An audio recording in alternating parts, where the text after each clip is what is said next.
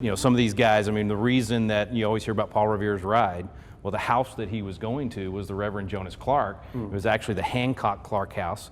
John Hancock is the president of the Continental Congress when the Declaration is signed.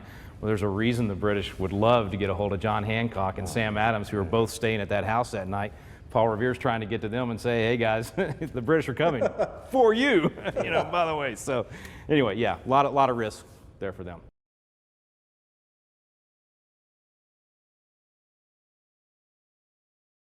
This is Lexington. We're at the house of the Reverend Jonas Clark. So this is the house. So it's about midnight, and it feels like we have stepped back in time. It's an opportunity to relive the moment of Paul Revere's ride. We're standing right outside the home of one of my heroes, the pastor there, Jonas Clark. Reverend Clark's the guy that starts the militia here. He's the one that calls these guys out. You got Sam Adams and John Hancock inside. Okay, that's why Paul Revere was coming to this house. Because the British had a price on their head.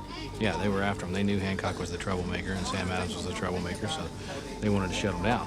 This is actually why Paul Revere was coming to Reverend Clark's house, because he was the leader in that community. He was the one that started the militia there, and he had in his home John Hancock and Sam Adams.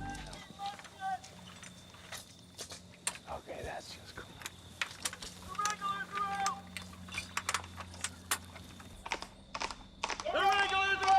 You hear Paul Revere yelling, "The regulars are out," and I mean, my heart was racing. Cameron and I both were like, we've got to warn people.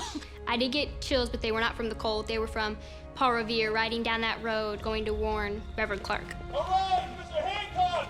Mr. Adams! Mr. Hancock! Mr. Adams! Serves us at this hour. Revere, it's you. The regulars are out. Hundreds of them fully equipped.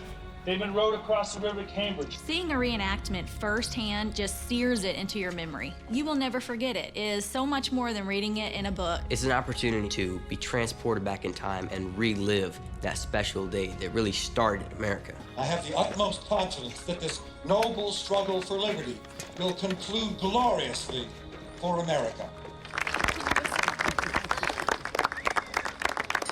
Well done, sir. That's neat. Well done. All right.